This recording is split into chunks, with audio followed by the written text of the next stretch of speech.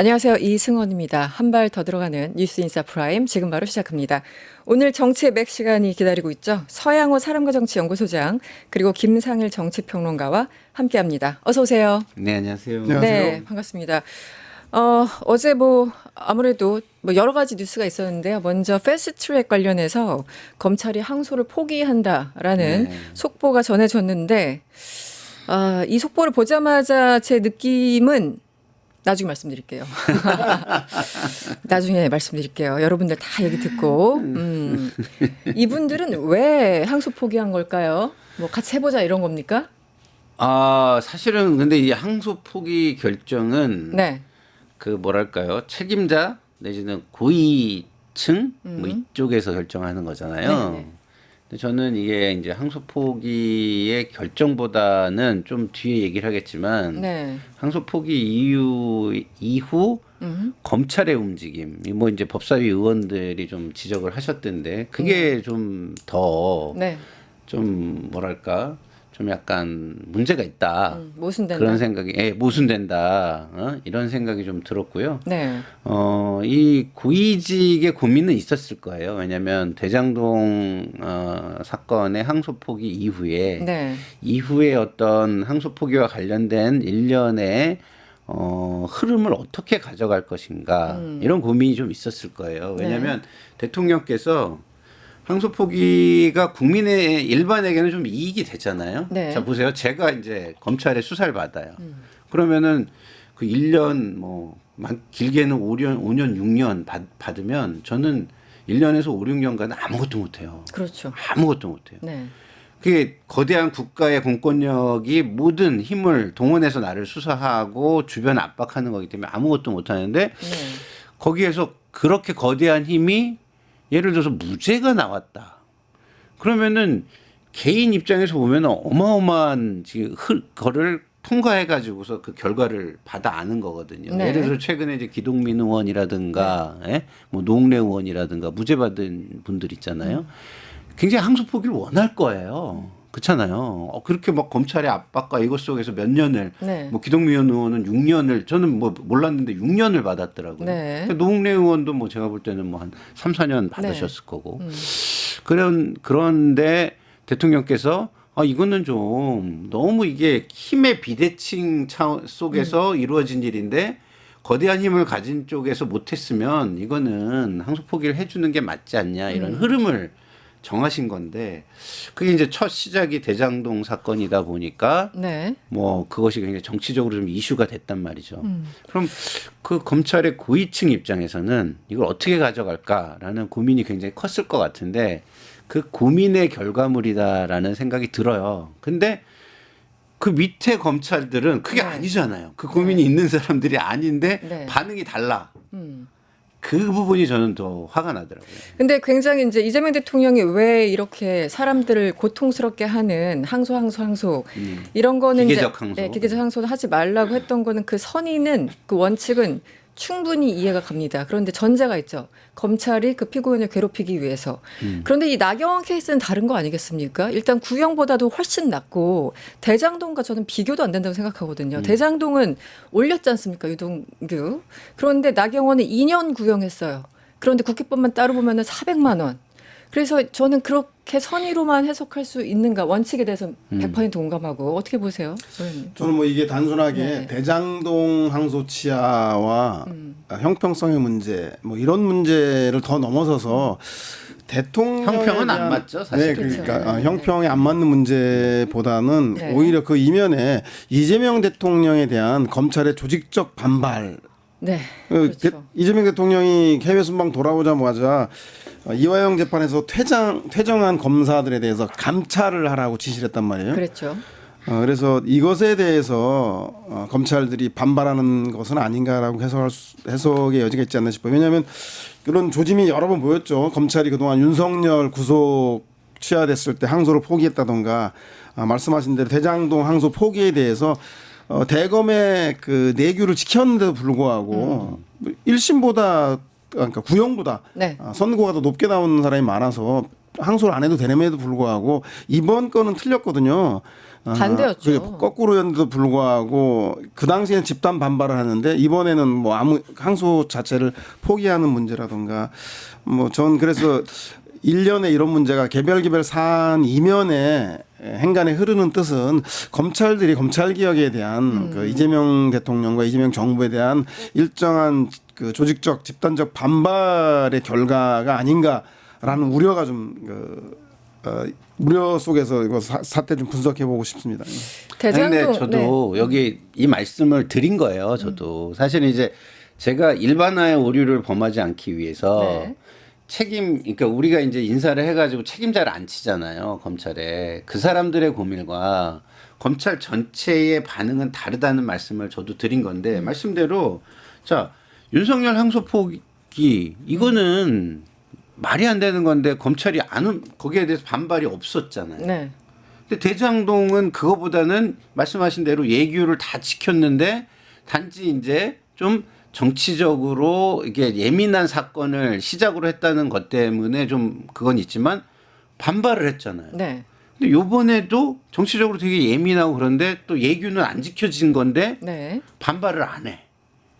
자, 그러면 이게 굉장히 이 지금 흐름이 보이는 거잖아요. 예?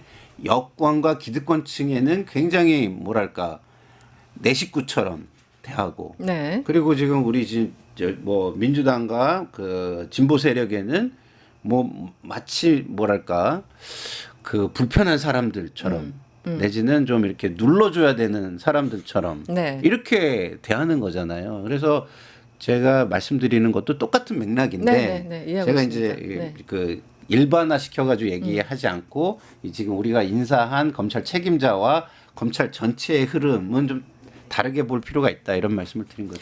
저는 어저께 항소 포기한다고 할 때 이거 바로 이재명 대통령에 대한 항의 표시구나. 한마디로 엿먹어라. 뭐 이런 그 시그널로 저는 받아들였어요. 속보 보자마자 제 아주 개인적인 느낌은 그런 거였는데 대검찰청이 어제 언론 고지를 통해서 밝혔습니다. 서울 남부지검은 1심 판결과 관련해서 수사팀, 공판팀, 대검과 심도 있는 검토와 논의를 거쳐서 피고인들 전원에 대해 항소를 제기하지 않기로 결정했다라고 얘기를 했고요.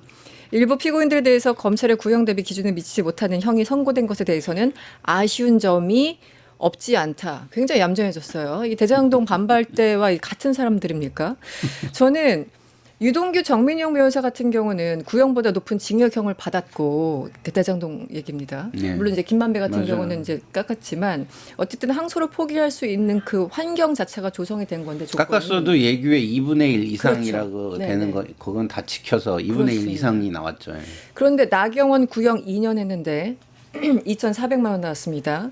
황교안 1년 6개월 했고 송언석 원내대표는 징역 10개월 했는데 다 벌금형에 처해졌어요.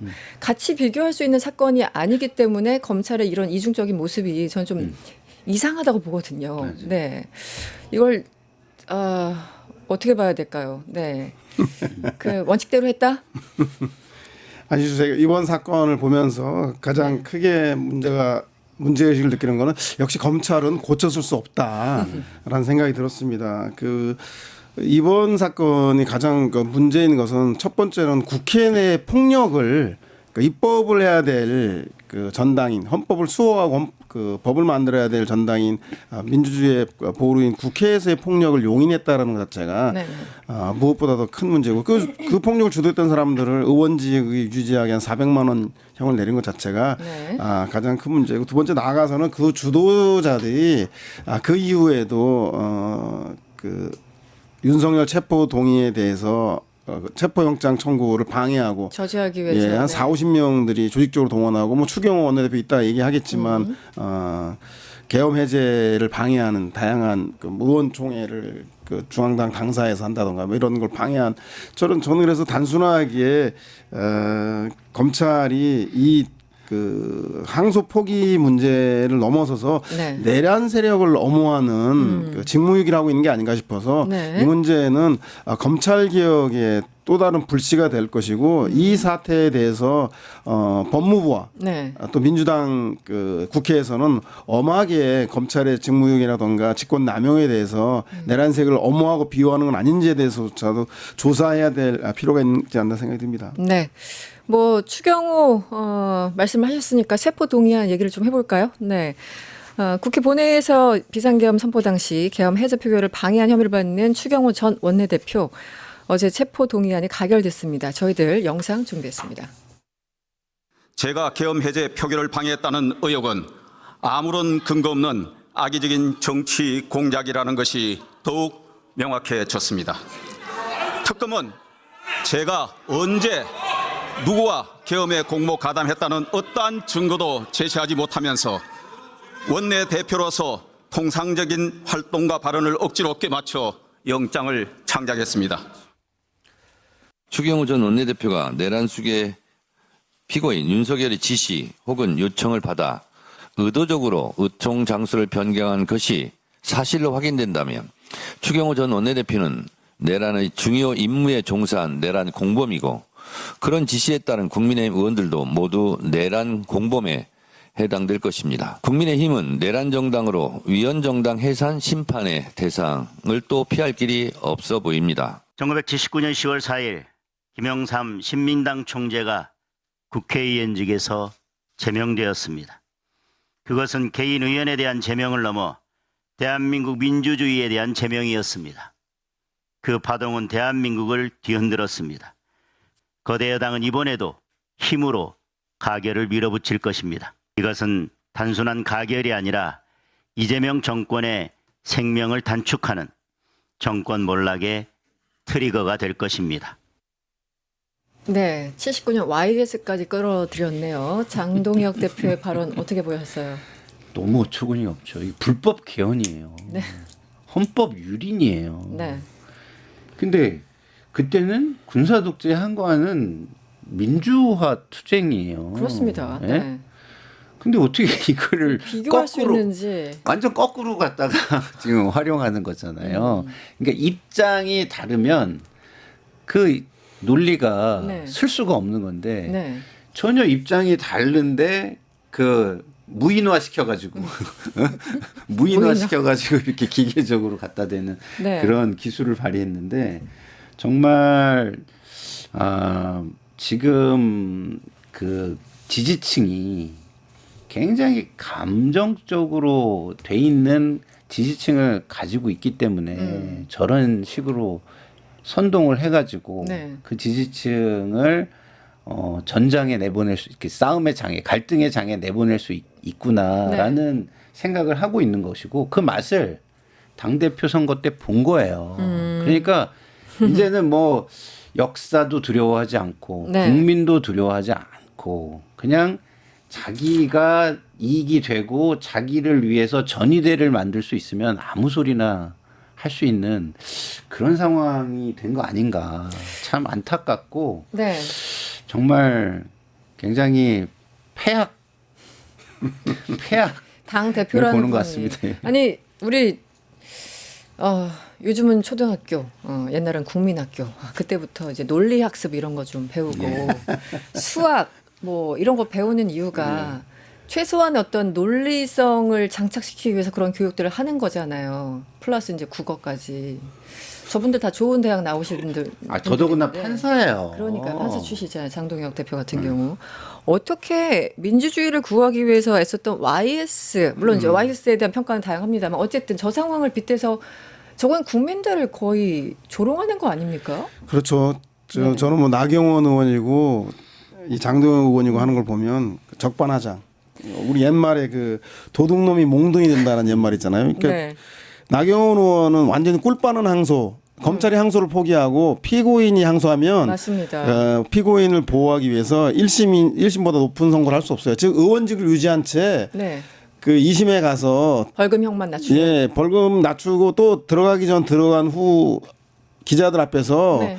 자기가 야당 탄압이라고 나 민주주의 전사라고 이제 정치 선전선동의 장을 내주는 즉 의원직은 유지한 채 그렇습니다. 자기 할 얘기 다 하겠다라고는 정치적 무대 동무대를 쓰겠다라고는 아주 이 완전 꿀빠른 항소를 하고 있는 거고 네. 장동혁 대표는 한 발 더 나가서 아니 YS가 왜 제명이 됐습니까? 유신 말기에 유신에 대해서 비판하는 그 해외 언론 인터뷰를 한 걸 보고 네, 뉴욕타임즈. 예, 유신 네. 본당들이 그것에 대해서 트집 잡아서. 국가의 체면을 손상시켰다고 해서 제명을 하고 있는데 그것도 불법적으로 본회의장이 아닌 별관에서 날치기로 제명을 한 사건이에요. 네, 즉 네.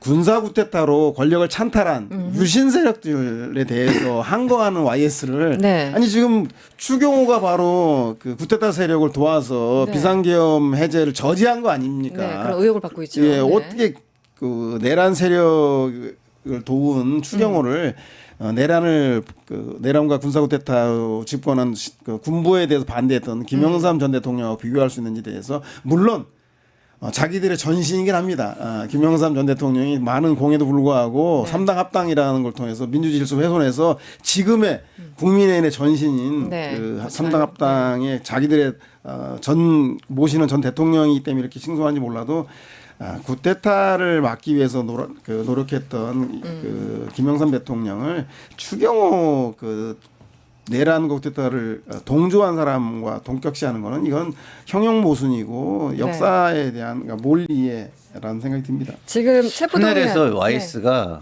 굉장히 한이 쌓일 것 같아요. 한이. 분노하실 것 같아요. 분노와 한이 쌓일 것 같아요. 어디서 내 이름을 거들먹거리고. 그러니까요. 네. 그런데 박지원 의원이요. 박지원 의원은 또 잘 보시죠. 추경호 전 원내대표 체포동의안은 뭐 본회의 처리 뭐 당연한 거로 사람들이 예상했기 때문에 사실 놀랍지 않습니다. 어제 재석 180명 가운데 찬성 172명 나왔습니다.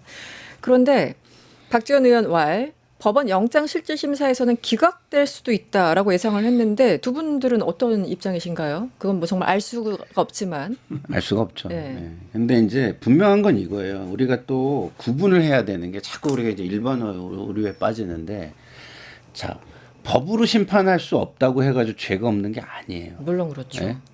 그래서 뭐 그 특검이 소명을 아주 잘 해주시기를 바래요. 왜냐하면 이게 중요한 게 추경호의 의도, 그 다음에 대통령 뭐 비서실장 수석하고 이렇게 얘기를 나눈 내용을 조금이라도 더 이렇게 증거로 확보 이게 돼야 되는 거거든요. 근데 그것만 확보되면 이거 무조건 영장 나가는 거죠. 네. 근데 그 이제 입증 책임이라는 건데 네, 네. 그 입증 책임에서 좀 그 구멍이 좀 생겨가지고 영장이 기각된다고 한들 자 정치적으로 한번 보세요.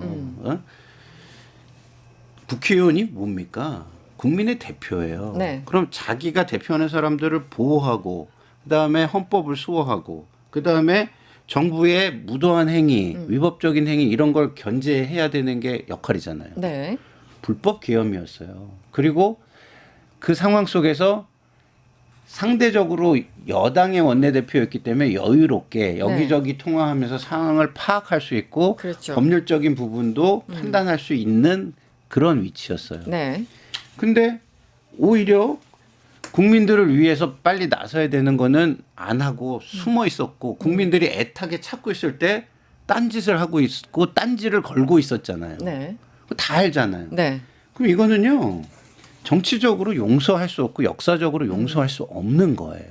그런데 법적인 걸 떠나서. 알겠습니다. 기술적으로 어쨌든 박지원 의원은 말씀하신 것처럼 평론가님 말씀해 주신 것처럼 그 입증이 마치 이제 한덕수 혹은 박성재 빠져나갔듯이 그렇게 빠져나갈 것이다라고 예견하시는 건가요? 아니 좀 그러니까 그 기소에는 두 가지가 있잖아요. 네. 인신을 구속한 상태에서 기소하는 게 있고 그렇죠. 네. 불구속 기소하는 건데 네.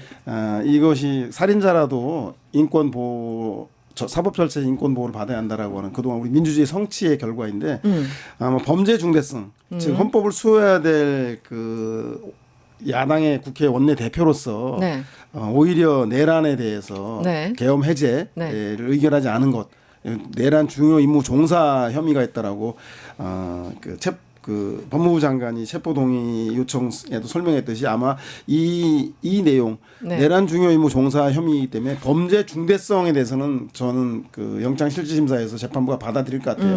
근데 또 하나 요건이 네. 그 도주와 증거인멸의 우려인데 네. 현역 국회의원 아닙니까? 그렇죠. 현역 그 부분은 국회의원이 조금 약하지. 도주나 증거인멸에 대해서 네. 증거인멸은 가능할지 몰라도 도주의 염려까지 없다고 싶어서 아마 재판부는 불구속 상태에서 반론권을 보장해야 한다라는 취지로 아마 구속영장이 기각되지 않겠냐라고 박지원 의원이 우려하는 것 같고 네. 그동안 역대 봐왔던 네. 그 선례도 있고요. 특히 이번 그 영장재판부 같은 경우는 4인 중에 3인이 네. 우리 그 대법원장 직속인 그 수원 수원 3인방. 예, 네. 3인방 출신이기 때문에 네. 아마 그런 우려를 얘기하는 것 같습니다. 알겠습니다. 넘어가도록 하겠습니다. 한덕수 특검이 뭐 역사적인 사명과 운운이란 표현을 쓰겠습니다. 운운하더니 결국은 구형이 15년에 그쳤습니다. 일단 저희들 다시 한번 계속 좀 상기시켜 드려야 될 것 같은데 이제 아침부터 영상 보시면서 좀 화가 나실 것 같아요. 그럼에도 불구하고 저희가 한덕수가 그동안 어떤 일을 해왔는지 어떤 짓을 해왔는지 차례로 보겠습니다. 먼저 영상 준비했습니다. 질서 있는 대통령 조기 퇴진으로 대한민국과 국민들께 미칠 혼란을 최소화하면서 안정적으로 정국을 수습하고 윤석열 대통령도 국민의 명령에 따라 임기를 포함하여 앞으로의 전국 안정 방안을 당에 일임하겠다고 약속했습니다. 당내에 논의를 거쳐서 그 구체적인 방안들을 조속히 말씀드릴 것입니다. 여야 협의를 통한 국회 운영 등으로 경청과 타협, 합리와 조정이 뿌리내리기를 희망합니다. 정부가 먼저 몸을 낮추고 협조를 구하겠습니다. 여야가 합의하여 안을 제출하실 때까지 저는 헌법재판관 임명을 보류하겠습니다. 여야가 합의하여 안을 제출하시면 즉시 헌법재판관을 임명하겠습니다. 헌법기관 임명을 포함한 대통령의 중대한 고유권한 행사는 자제하라는 것이 우리 헌법과 법률에 담긴 일관된 정신입니다. 국민의 대표인 여야의 합의야말로 민주적 정당성을 확보하고 국민의 통합을 이끌어낼 수 있는 마지막 뚝이기 때문입니다. 무슨 증거가 더 필요해요? 네. 아니 계엄의 어떤 불법성이나 이런 걸 인지할 수 없었다 말렸다 했던 사람이 공동정권 유지하겠다고 갑자기 난데없이 한동훈과 공동 기자회견을 하지 않나. 헌법재판관 헌재에서 그렇게 임명하라고 했는데 거부하지 않나. 저 때 우리 국민들 정말 속이 얼마나 탔습니까? 그리고 가장 앞거는 뭐예요? 네. 굉장히 국정이 혼란한 공백기에 책임을 다하지 않고 네. 대통령으로 출마하잖아요. 그 영상도 나중에 네? 저희들이 출마 준비했습니다. 선언을 하잖아요. 네, 네. 진짜 분노가 치미는 영상을 우리가 다시 본 건데요. 아침부터 어떻게 15년을 구형합니까? 아침을 먹을 수 있을지 잘 모르겠는데 네. 역사라는 건 무엇이냐? 역사가 중요한 건 딱 하나예요. 미래의 교훈이 되고 네. 그 학습 효과를 준다는 것이 굉장히 중요한 겁니다. 근데 아까 패스트 트랙 때도 우리가 얘기를 했지만 그것이 미래에 네. 그리고 국회에서 뭐 그런 어떤 물리력과 행사와 관련해 가지고 어떤 교훈을 주고 어떤 학습 효과를 줄 것인가. 이게 네. 법이 생각해야 되는 거예요. 그렇죠. 법은 일벌 모든 국민을 다 그 범죄를 저질렀다고 다 찾아서 다 벌을 줄 수 있으면 좋겠지만 그럴 수 없다면 네. 일벌 하나의 벌로 네. 100개 100개의 교훈을 만들어야 되는 거예요. 네. 지금 같은 인터넷 시대에는 100개가 아니라 100만 개 이상을 만들어야 되는 거예요. 교훈을. 네. 그죠? 네. 근데 15년 구형으로 만들 수 있겠습니까? 그러니까요. 15년 리스크 테이킹 하면은 내가 세상을 다 주무를 수 있어 이런 말도 안 되는 인간들이 나올 수 있게 문을 열어주는 거가 될 수 있잖아요. 그래서 저는 패스트 트랙도 그렇고 요번에 이제 구형도 그렇고 네. 검찰이 과연 역사 의식이 있나, 그 다음에 자기들의 소명 의식이 있나.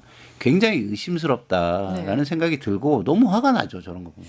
그럼 저희들이 마저 준비한 영상을 보고 우리 서양호 소장님과 이야기를 나눠보겠습니다.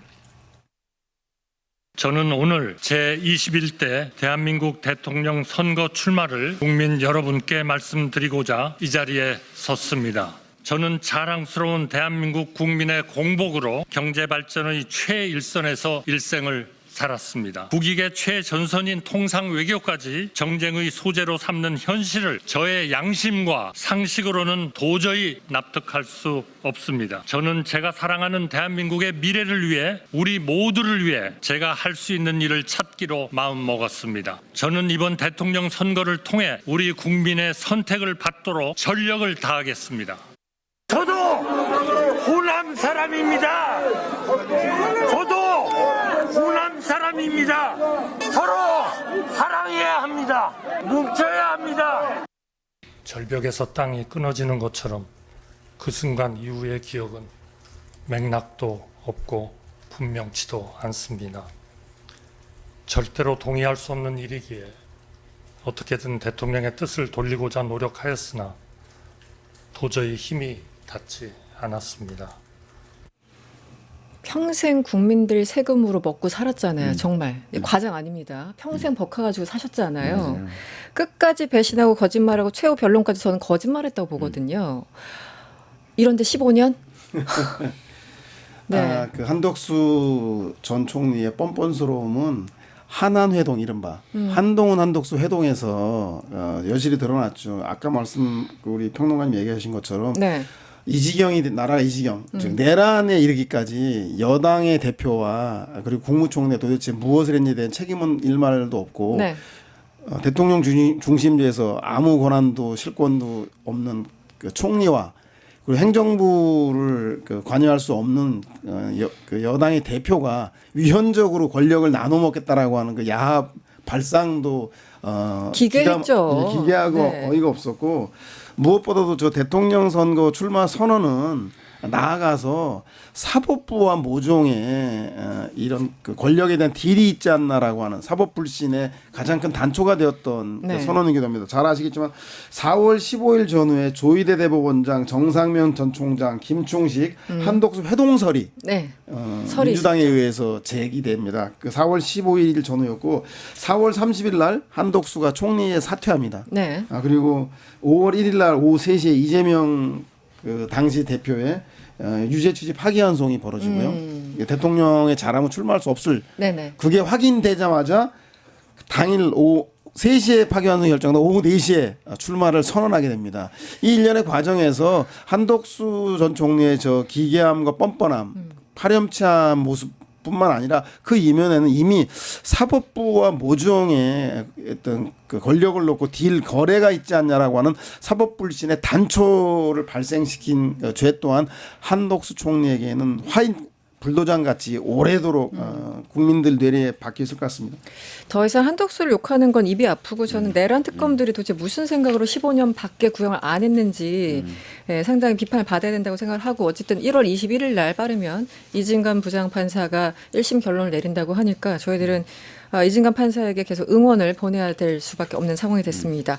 또 하나 보죠. 김건희 특검은 또 얼마나 잘하고 있는지 한번 보겠습니다. 지금 뭐 원고에는 없는 내용인데 여러분들 다 아실 것 같아서 김건희 씨와 박성재는 이제 확실한 상하 관계였던 것 같습니다. 이제 윤석열도 중간에 필요가 없었던 것 같아요. 텔레그램 날리고 뭐 전화하고 어제 JTBC 단독 기사에 따르면 5월 2일에 저희 타임라인이 있습니다. 5월 2일에 이원석 당시 검찰총장이 서울중앙지검에 명품백 관련해서 수사 전담팀 구성을 지시했습니다. 그리고 이틀 뒤인 4일 오전 9시 36분에 윤 씨와 박성재가 무려 1시간 15분을 통화합니다. 아니 무슨 사연이 있길래 아침부터 1시간 15분을 장관과 대통령이 통화를 합니까? 이게 김건희가 박 장관한테 그 텔레그램 메시지 보내기로 한 그 전날부터예요. 그러니까 윤석열과 박성재가 계속 전화하고 하다가 중간에 이제 내가 보낼 때가 됐구나. 그때부터 김건희의 문자질이 시작된 거고 사실상 검찰 내부가 어떻게 돌아가는지에 대해서 장관이 보고를 한 그런 형국이 아닌가 싶은데요. 이 보도들 보고 어떠셨어요? 이게 가능한 겁니까? 그러니까 그냥 단순하게 대화를 했거나 네. 보고했거나 그런 수준이 아니고 김건희가 마음에 안 드는 거를 불평하고 질책하는 거로 저는 맞습니다. 느꼈어요. 네. 그러니까 일국의 법무부 장관에게 공식적 지위와 직무와 권한이 없는 직위만 있고 권한이 없는 영부인이 이런 식으로 한다? 이게 나라입니까? 그러니까요. 이게 김정수 나라가 여사가 아니에요. 했다고 생각해 보세요. 네. 김혜경 여사가 했다고 생각해 보세요. 그렇죠. 이렇게 조용할까요? 네. 이거는 지금 뭐 그때 그 박성재 법무부 장관과 당시 윤석열 밑에 있었던 모든 사람들은 진짜 최고의 간신사 드라마 다큐를 써도 네. 다시 나오기 힘든 간신 역사를 보여주는 모습이다라는 생각이 들어요. 어떻게 네. 대통령 부인이 법무부 장관한테 거의 질책을 하고 호통을 치고 방향을 정해서 몰이를 무슨 쥐 몰고 가듯이 몰이를 하듯이 이런 식의 상황이 발생할 수 있는지 저는 이거를 제대로 진짜 역사에 써서 교훈으로 남기지 않으면 네. 진짜 우리 역사는 우울하고 굉장히 어두울 것이다 이런 생각이 듭니다. 5월 2일 날부터 이 소동이 벌어지고 뭐 5월 내내 이런 일이 벌어졌습니다. 그리고 제가 어저께 기사를 다시 한번 새삼스레 찾아봤는데 김주현 민정수석이 그 갑자기 그 민정실 부활시켰잖아요. 그때가 5월 7일 딱 요때더라고요. 너무 그림이 그려지지 않습니까? 그렇죠. 네. 윤석열 대통령이 그 선거운동 기간 내에 민정수석실 만들지 않겠다. 네. 내가 검사 출신이어서 뭐 검찰을 장악하고 하는 우려가 있는데 그 통로가 되는 민정수석실을 만들지 않겠다고 해놓고 네. 결정적인 순간 네. 김건희 문제가 그 수사선상에 오르고 특히나 야당이 총선에서 승리한 이후에 그렇죠. 이원석 총장이 명품 디올백 그 수사 전담 팀을 구성하라고 하는 전후에서 네. 아주 적나라하게 김건희의 법무부 장관에 대한 직접적 수사 지휘 수사 그리고 지휘 맞죠. 거기에 따라서 춤추는 윤석열의 부안해동 네. 이것이 드러난 것 같습니다. 그런데 이번 1차 특검에서 어디까지 할 수 있을지 모르겠는데 김건희 낱낱의 국정농단에 대해서는 드러난 것 같아요. 그런데 그 최종적인 밑그림은 어쩌면 본인의 사법 처리를 피하기 위해서 비상계엄이란 틀을 그 형식을 가지고 내란을 획책하고 주도한 게 김건희가 아니겠는가라고 하는 문제까지는 접근하지 못하고 있는 것 같아요. 그래서 1차 특검이 밝힐 만큼 밝힌 다음에 2차 이제 그 2심, 1심은 뭐 특검이 주도하는 재판으로 끝나겠지만 2심에서는 아마 저는 내란 전담 재판부가 구성이 되어서 네. 이런 낱낱의 그 국정농단을 가리기 위해서 네. 결국은 김건희가 내란을 주요 임무가 아니라 내란을 총괄 주도하고 지도해서 윤석열을 가스라이팅해서 이런 가스라이팅. 내란을 주도한 게 아닌가라는 게 밝혀지려면 종합적으로 판단하기 위해서 제가 볼 때는 내란 전담 재판부 설치에 필요하지 않겠냐는 생각이 듭니다. 네, 참고로 마치면서 여러분들 기사 보셨겠지만 박성재 전 장관이 김건희 씨를 이제 연락처 우리 이름을 쓰잖아요. 안방마님. 네, 김안방이라고 네, 했다고 하네요. 김안방, 네, 안방마님. 여기까지 하겠습니다. 네, 서양호 사령가정치연구소장 그리고 김상일 정치평론가와 함께했습니다. 오늘 고맙습니다. 유튜브 구독하고 실시간 채팅과 댓글을 남기면 매일매일 최대 7,000 TTCO를 드립니다. 참여 방법은 뉴스토마토 홈페이지에서 회원가입 후 구글 계정을 연동해주세요. 마이페이지에서 유튜브 인증을 완료하면 준비 끝! 유튜브 채널 구독하고 실시간 채팅이나 댓글 참여만 해도 TTCO가 자동으로 지급됩니다. 그리고 뉴스토마토 커뮤니티에서도 TTCO가 쌓입니다. 출석, 글쓰기, 댓글, 투표, 친구 초대까지 활동할수록 더 많은 TTCO를 받을 수 있습니다. 지금 바로 참여하고 TTCO 받아가세요.